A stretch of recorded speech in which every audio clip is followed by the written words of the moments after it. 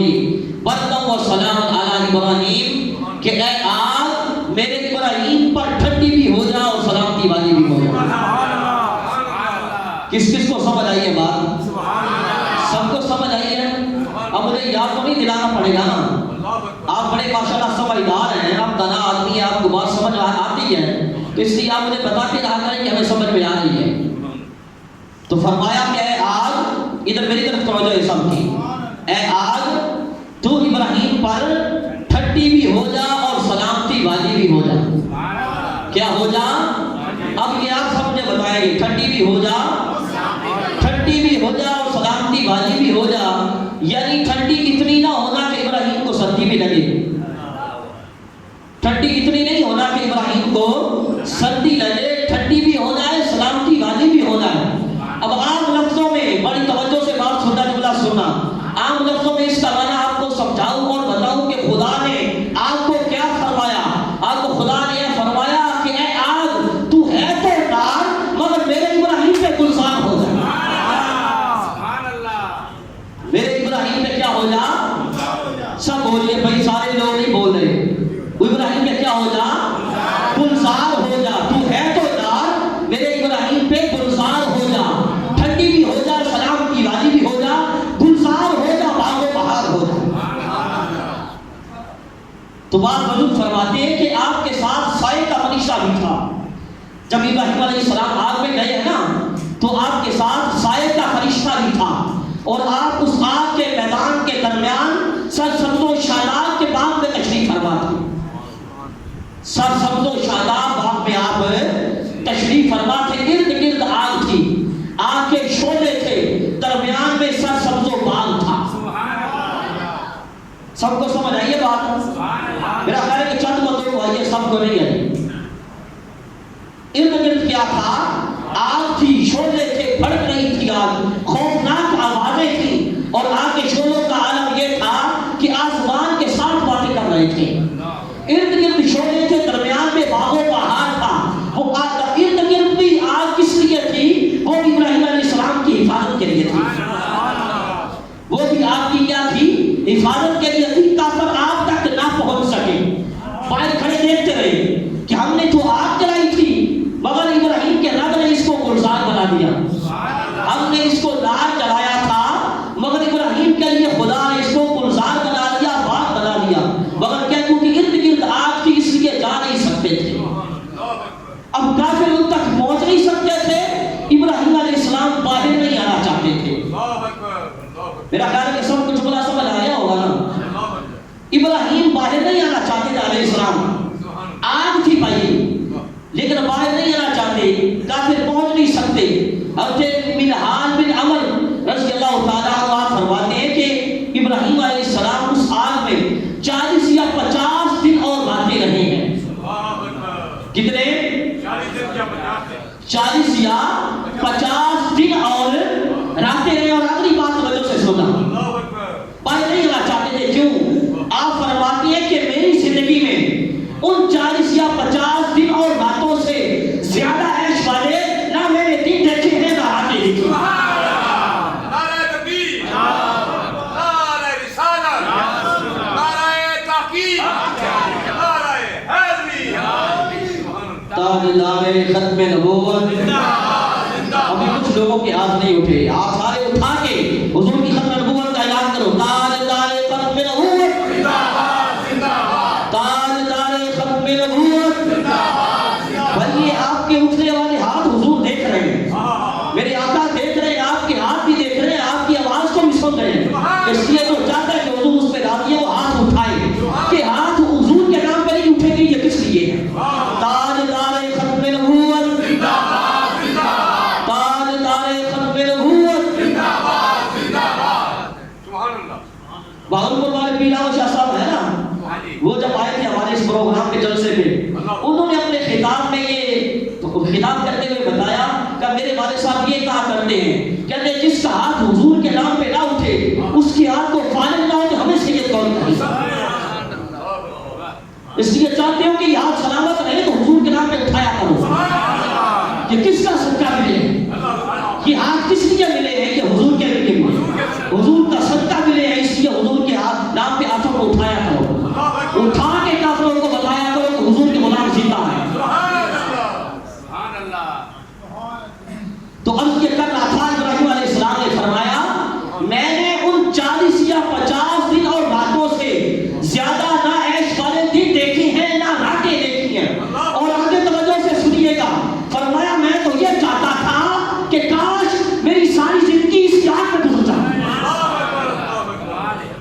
میری ساری زندگی اس آگ میں کیوں نہ جاتی، کیونکہ وہ آگ نہیں تھی، وہ لوگوں کے لیے آگ تھی، لوگوں کے لیے نار تھی، آپ کے لیے گلزار تھی، لوگوں کے لیے آگ تھی، آپ کے لیے باغ و بہار تھا۔ اب جب آپ کے چچا نے آدم نے دیکھی یہ حالت، باہر کھڑا تھا، باہر سے پکار کہنے لگا یہ نعمت ربو کا یا ابراہیم، کہنے لگا ابراہیم تیرا پروردگار ہی بہترین پروردگار ہے، تیرا رب ہی بہترین رب ہے۔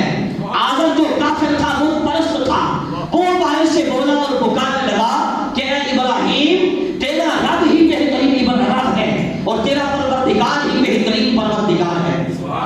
اب جب آپ کی والدہ حضرت ابراہیم علیہ السلام کی والدہ نے یہ حالت دیکھی کہ میرا بیٹا تو باہر میں کیسی کھڑا ہے، باہر سے پکاری آواز دی کہ بیٹے میں تمہارے پاس آنا چاہتی ہوں، میں تمہارے، کسی کو بات سمجھ نہیں آئی ہوگی میرا خیال، کوئی مشکل بات میں نے نہیں کی بھائی، میں بڑا پریشان ہوں اس وجہ سے، ابھی میں نے آپ کو یاد دلایا ہے کہ لمحے میں آپ بھول جاتے ہیں بھائی یہ زبانیں کس لیے ہیں، یہ اللہ اور اللہ کے محبوب کا ذکر کرنے کے لیے،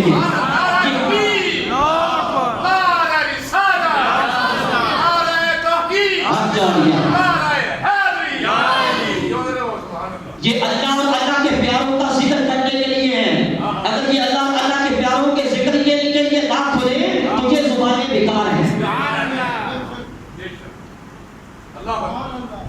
تو عرض یہ کر رہا تھا جب آپ کی والدہ نے یہ دیکھا، باہر سے آواز دی بیٹے میں تمہارے پاس آنا چاہتی ہوں، رب سے یہ دعا کرو کہ تمہارے ارد گرد یہ جو آگ ہے اس سے مجھے نجات دے، اس سے مجھے، اس آگ سے مجھے، وہ جو آگ جل رہی تھی آپ کی حفاظت کریے تاکہ کافر نہ پہنچ پائے، آپ تک کافر نہ پہنچے۔ تو فرمایا کہ بیٹے رب سے دعا کرو کہ مجھے رب اس آگ سے نجات دے، میں تم تک پہنچ جاؤں، میں تم تک آنا چاہتی ہوں۔ حضرت ابراہیم علیہ السلام نے جب سنا تو فرمایا جی امی آئیے، تشریف لائیے، تشریف لے آئیں۔ تو آپ کی والدہ آگ میں سے گزر کے آپ تک جا پہنچی، بیٹے کو بازو میں لے لیا، بازو میں کھینچ لیا، بوسے کیے، پیار کیے، پھر واپس آ گئے۔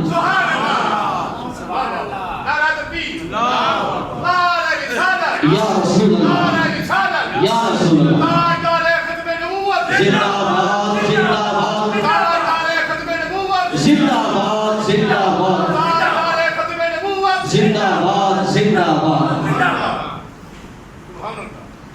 گئی بھی اور آئی بھی، ذرا توجہ سے سننا، آگ میں سے گزر کے بیٹے کے پاس گئی بھی، واپس آئی بھی، مگر آگ نے آپ کو چھوا تک نہیں، آگ نے آپ کو چھوا تک نہیں۔ بھلا بتائیے ایک نبی کی ماں کا یہ حال ہے تو امام الانبیاء کی پیاری ماں کا حال کیا ہوگا؟ ایک نبی کی ماں کا یہ حال ہے کہ آگ نے چھوا تک نہیں تو امام الانبیاء کی پیاری ماں کا حال کیا ہوگا؟ اور پھر آپ کی والدہ کا یہ کہنا کہ بیٹے دعا کرو، یہ اس لیے تھا آپ بیٹے کو کہہ کے لوگوں کو یہ بتانا چاہتی تھی کہ لوگوں یہ انعام، یہ اکرام، یہ انعامات، یہ اکرامات، یہ انبیاء کی نسبت کی وجہ سے ہے، یہ انبیاء کا صدقہ ہے، ان کی نسبت کی وجہ سے ہے کہ یہ ہمارے بیٹے ہیں۔ کیا ہے یہ ہمارے، یہ انعامات اس لیے ہے کہ یہ ہمارے بیٹے ہیں، ان کی نسبت کی وجہ سے ہیں۔ مطلب کیا کہ آگ نے جو نہیں چھوا تھا تو اللہ کے نبی کی نسبت سے نہیں چھوا تھا، ابراہیم علیہ السلام کی نسبت سے نہیں چھوا تھا۔ تو آپ جانتے ہیں کہ جس طرح اولاد کے ساتھ، بیٹے کے ساتھ ماں کی نسبت ہوتی ہے، اسی طرح باپ کی بھی نسبت ہوتی ہے، اسی طرح سب یہ بھائی یہ نہیں پتا آپ سب کو، جس طرح ماں کی نسبت ہوتی ہے بیٹے کے ساتھ اسی طرح باپ کی نسبت بھی ہوتی ہے۔ تو آپ یہ بتا رہے ہیں کہ یہ ان کی نسبت کی وجہ سے ہے، انبیاء کی نسبت کی وجہ سے ہے۔ تو بھلا بتاؤ جب ماں جو ہے اس کو نسبت کی وجہ سے آگ نہیں چھو سکی تو باپ کو چھو سکے گی؟ ابراہیم علیہ السلام کے باپ کو چھو سکتی ہے؟ اور آگ ناک کا نہ چھونا یہ اعلیٰ درجے کے جو مومن ہیں، یہ ان کی شان ہے کہ وہ آگ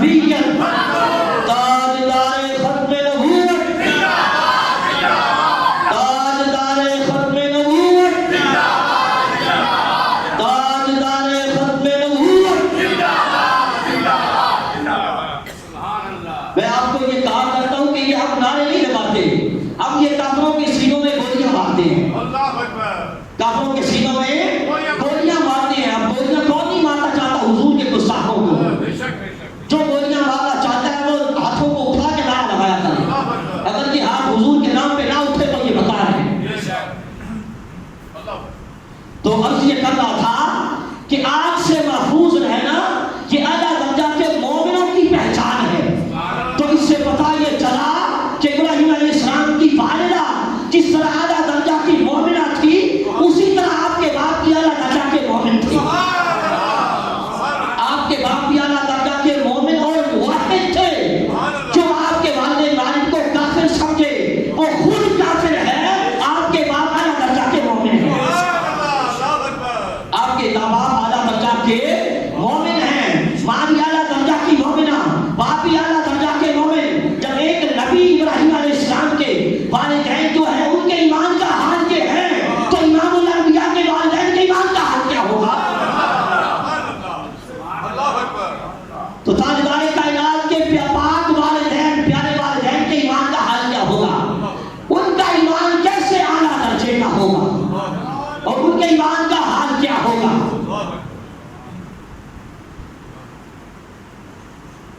پھر یہ بتائیے بھلا ایک نبی کے جو والدین ہیں، ایک نبی کے بھائی بولیے صاحب، تو نبی کے جو والدین ہیں ان کو آگ چھو تک نہیں سکتی، حالانکہ آگ جو ہے ایسی خوفناک کہ خوفناک آوازیں نکال رہی ہے، چھوٹے آسمان سے باتیں کر رہے ہیں، بلوں سے جو پرندہ بولتا ہے وہ چل پھل کے نیچے گر جاتا ہے، ایسی سخت آگ مگر وہ چھو تک نہیں سکتی۔ جب ایک نبی کے ماں باپ کی شان کا حال یہ ہے، عظمت کا حال یہ ہے، تو پھر امام الانبیاء کے والدین کی عظمت کا حال کیا ہوگا؟ میرے آقا کے والدین کریمین کے آپ کے جو بیٹے ہیں نا اور آپ کے غلام ہیں، ان کے تو غلاموں کا حال یہ ہے، ان کے غلاموں کے جوتوں کو آگ نہیں چھو سکتی۔ میرے شہنشاہ غریب نواز، شہنشاہ اجمیر حضور غریب نواز حضرت سید محمد معین الدین حسن سجری چشتی اجمیری رضی اللہ تعالیٰ عنہ ابھی ایک مرتبہ گزر رہے تھے ایک جگہ سے، دیکھا کہ آگ کے پجاری آگ کی پوجا کر رہے ہیں، ان کے پاس چلے گئے، تشریف لے گئے اور ان کو جا کے فرمایا کہ تم اتنے سالوں سے آگ کی پوجا کر رہے ہو تو اس کا مطلب یہ تمہیں جلائے گی تو نہیں نا؟ تمہیں جلائے گی تو نہیں نا؟ اس نے کہا جلا دے گی۔ انہوں نے کہا آگ ہے، آگ کا کام جلانا ہے، جلا دے گی۔ آپ نے فرمایا پھر اس لیے اگر آگ سے بچنا چاہتے ہو تو اس آگ کی نہیں، آگ سے بچانے والے کی پوجا کرو۔ آگ سے بچانے والے کی پوجا کرو، اس ایک خدا کی پرستش کرو، اس کے سامنے ماتھا ٹیکا کرو۔ نعرہ تکبیر، نعرہ تکبیر، نعرہ تکبیر، نعرہ رسالہ، یا رسول اللہ۔ وہ کہنے لگے پجاری آپ تو اس کی پوجا کرتے ہو، یہ آپ دکھا دو کہ آپ کو آگ نہیں جلاتی، آپ بتا دو کہ آپ کو نہیں جلاتی، آپ تو خدا کی پوجا کرتے ہو۔ غریب نواز رضی اللہ تعالیٰ عنہ نے ان کا وہ جو ادھر گرو موجود تھا، ان کا سردار، اس کا پاس بیٹا بھی تھا، آپ نے جھٹ اس کے بیٹے کو لیا، بیٹے کو لے کے آگ میں چلے گئے، اللہ اکبر، خود بھی اور اس کے بیٹے کو لے کے بھی آگ میں۔ بھائی یہ سب نہ ہلایا کرو، میں آپ کو بتاتا رہتا ہوں، زبان ہلانے میں آسانی بھی ہے، فائدے بھی ہیں۔ ایک مرتبہ سبحان اللہ نکلے گا، قیامت کے دن یہ مسجد گواہ ہوگی، قیامت کے دن اللہ کا گھر گواہ ہوگا کہ اس نے خدا ان پہ سبحان اللہ کہا تھا، ایک درخت بھی آپ کا جنت پہ گھر چھوٹا ہوگا، پھر سارے ہلا کے ہم وہ یہ سارا کچھ برباد کر لیں تو ہم نے کتنا نقصان والا سودا کیا ہے۔ اس لیے زبانیں ہلایا اور ساتھ ہلایا کرو، یہ اچھا نہیں لگتا مجھے، زبانیں ہلنی چاہیے، یہ ہے ہی کس لیے میں نے پہلے عرض کیا ہے۔ میں عرض یہ کر رہا تھا خواجہ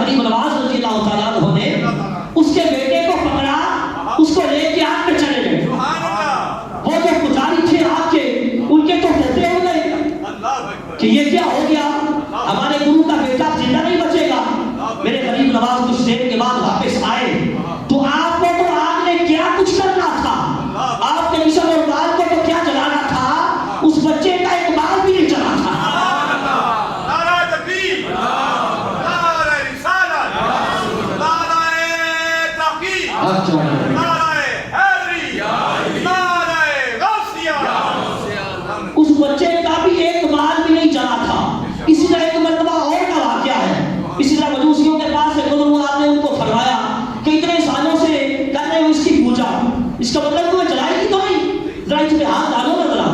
انہوں نے کہا آگ ہے جلا دے گی، آگ کا کام جلانا ہے۔ انہوں نے کہا پھر آپ یہ کر کے دکھائے ہمیں۔ آپ کو اگر نہیں جلاتی، آپ نے اپنا جوتا اتارا، سبحان اللہ، جوتا اتارا، آگ میں پھینک دیا، اللہ اکبر، جوتا کافی دیر تک آگ میں پڑا رہا۔ غریب نواز کے جوتے کو آگ نے کیا کہنا تھا؟ اللہ اکبر، کافی دیر جوتا آگ میں پڑا رہا مگر آگ اس کو چھو تک نہ سکی۔ میرے غریب نواز نے فرمایا تم بات کرتے ہو میری تو بات کیا کرنا، میرا جوتا بھی نہیں چلا سکتی، یہ آگ میرا جوتا بھی نہیں جلا سکتی۔ اور یہ خیال رہے کہ غریب نواز اصلی حسینی سید بھی ہیں، اصلی حسینی سید بھی ہیں، یہ فاطمہ الزہرا کے رخت جگر بھی ہیں، مولا علی کے رخت جگر بھی ہیں، سیدہ پاک کے رخت جگر ہیں، حضور تاجدار کائنات کا بھی رخت جگر ہے۔ جب حضور تاجدار کائنات کے رخت جگر ہیں تو کیا ہے کہ اماں آمنہ کے بھی پیارے جگر کے ٹکڑے ہیں، سیدنا حضرت عبداللہ کے بھی پیارے جگر کے کیا ہے ٹکڑے ہیں۔ تو میرے آقا کے والدین کریم ہیں کے بھی کیا ہے بیٹے ہیں، اور 13-14 پشتوں کے بعد بیٹے ہیں۔ کتنے 13-14 پشتوں کے بعد آپ کے کیا ہیں بیٹے۔ تو بھلا بتائیے لوگوں 13-14 پشتوں بعد جن کے غلاموں اور بیٹوں کا حال یہ ہے کہ آگ جوتے کو نہیں جلا سکتی، ان کی اپنی شان کا حال کیا ہوگا؟ نعرہ تکبیر، نعرہ رسالہ، یا رسول اللہ، نعرہ تحقیق، نعرہ حیدری، حضرت بابا غریب نواز۔ ابھی آپ سب نے بولا، میں نہ لگاؤں گا، کوئی زبان خاموش نہ رہے۔ من سبا نبیًا، جو زبان حضور کے نام پہ نہ کھلے وہ شالا گونگی ہو جائے۔ من سبا نبیًا، من سبا نبیًا، من سبا نبیًا، تاجدار ختم نبوت، تاجدار ختم نبوت۔ تو 14 پشتوں کے بعد جن کے غلاموں اور بیٹوں کا یہ حال ہے، ان کی اپنی شان کا حال کیا ہوگا؟ تو اس لیے میرے آقا کے والدین کریمین کا سایہ بھی آگ برداشت نہیں کر سکتی۔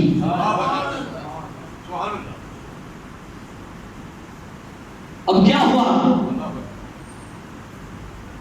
تو اس سے پتہ یہ چلتا ہے نا کہ اللہ کے جو پیارے محبوب بندے ہیں، اس سے آگے چلنے سے پہلے یہ جو چھپکلی ہے نا، چھپکلی یہ نامراد وقت جو دیا ہے کہ پھونکے مارتی رہی ہے۔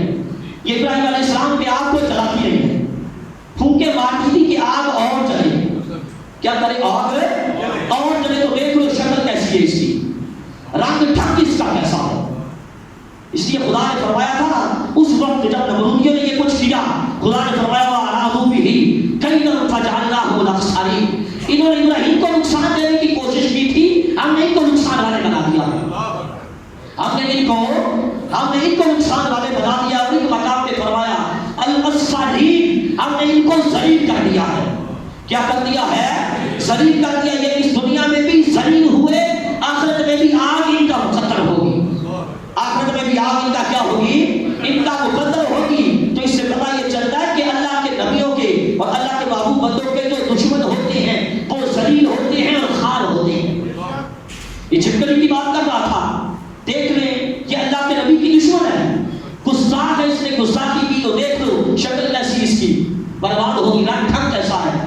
اور پھر ساتھ میرے آقا نے فرمایا کہ چھپکلی کو مارا کرو، کیا کرو؟ چھپکلی کو مارا کرو۔ فرمایا کیوں؟ یہ ابراہیم علیہ السلام پہ آگ کو جلاتی رہی ہے۔ پھر ام المؤمنین سیدہ اماں عائشہ صدیقہ سلام اللہ علیہا، آپ بھی یہ حکم فرمایا کرتی تھی لوگوں کو چھپکلی کو مارا کرو۔ صرف حکم نہیں فرماتی تھی، آپ خود مارا بھی کرتی تھی، آپ خود چھپکلی مارا بھی کرتی تھی۔ آپ نے اسپیشل اس کام کے لیے ایک نیزہ رکھا ہوا تھا، ایک بھائی سارے بولیے، میں آپ کو بڑی ایک پوائنٹ پہ لے جانا چاہتا ہوں۔ آپ کیوں تھک جاتے ہیں؟ بول رہے رہا ہوں، شور میں ڈال رہا ہوں، تھک آپ جاتے ہیں، بڑی عجیب بات ہے۔ تو آپ نے کیا کیا تھا؟ ایک اسپیشل اس کے لیے نیزہ رکھا ہوا۔ ایک عورت کہتی ہے کہ میں اماں عائشہ صدیقہ کے گھر پہ آئی نا تو میں نے دیکھا کہ دیوار کے ساتھ نیزہ لٹکایا ہوا ہے، دیوار کے ساتھ نیزہ لٹکا ہوا ہے، نیزہ لٹکایا ہوا ہے۔ میں نے اماں جی سے پوچھا کہ یہ کس لیے ہے؟ یہ سب ہو رہی ہے، یہ نیزہ کس لیے ہے؟ تو آپ نے فرمایا اس کے ساتھ ہم چھپکلیوں کو مارتے ہیں، اس کے ساتھ ہم چھپکلیوں کو مارتے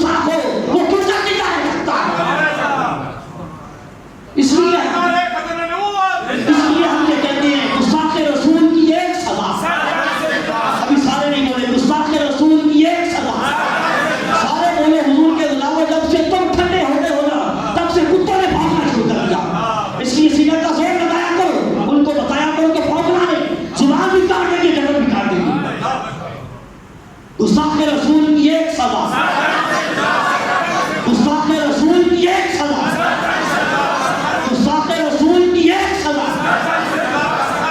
یہ میرے آقا نے خود حکم فرمایا ہے اور بتایا ہے کہ کسی نبی کا گستاخ وہ اس زمین میں زندہ نہ رہنے پائے۔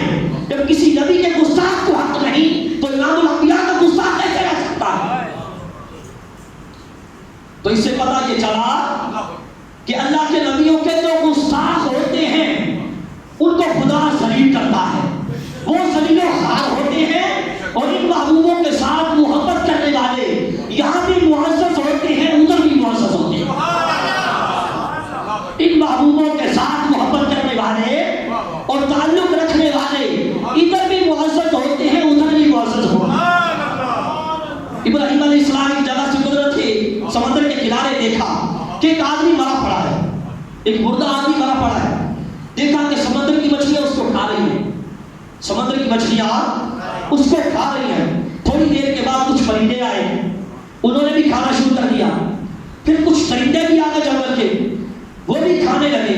تو دل میں شوق ہوا، دل میں شوق ہوا کہ جو کام قیامت کے دن ہوگا، مردے زندہ ہوں گے، جو کام ادھر ہونا ہے وہ آج کی اپنی آنکھوں سے دیکھو گے۔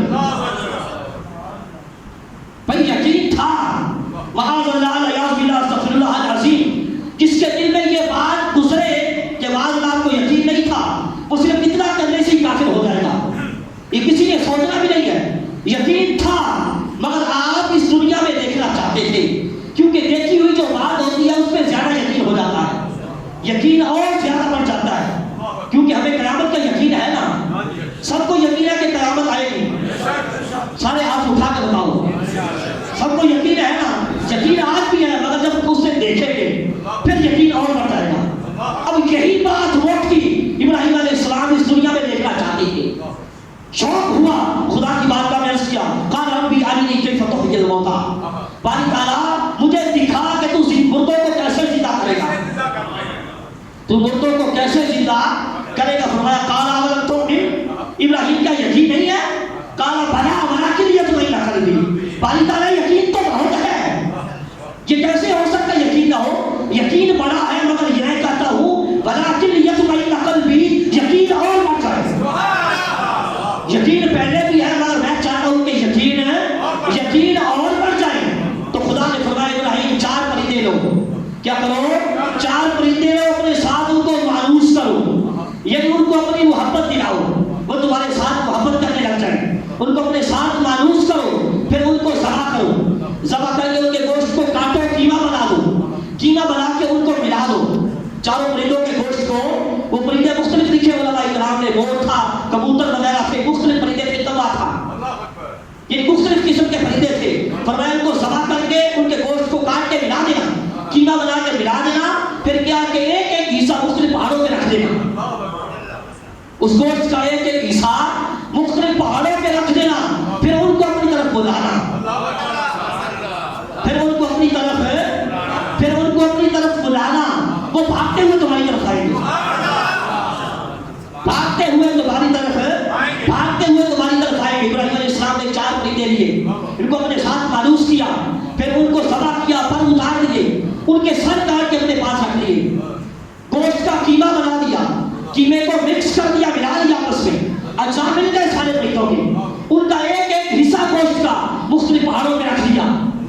میں بتا چکا ہوں کہ پر اپنے سر اپنے پاس تھے، مختلف پہاڑوں کے کئی پہاڑوں میں ایک ایک حصہ رکھ دیا، پھر ان کو اپنی طرف بلایا کہ اب آ بھی جاؤ نا، ان کو اپنی طرف بلایا اب آ جاؤ۔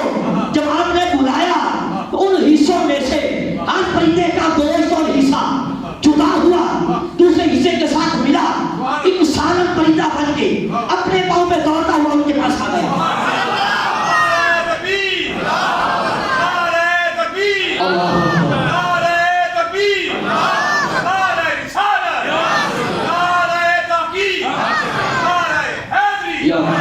ابھی سر نہیں ہے، سر تو ابراہیم علیہ السلام کے پاس پڑے، سر نہیں ہے، بغیر سر کے دوڑتے ہوئے ان کے پاس آ گئے، آئے دوڑتے ہوئے اپنے اپنے سر کے ساتھ ملے، سر بھی لگا لیے، سالن پرندے بن کے خود ہی اڑ بھی گئے، پرندے بن کے اڑ بھی گئے، وہ پرندے جن کو آپ نے ذبح بھی کر دیا تھا، ان کے گوشت کا قیمہ بھی بنا دیا تھا، وہ پرندے دوبارہ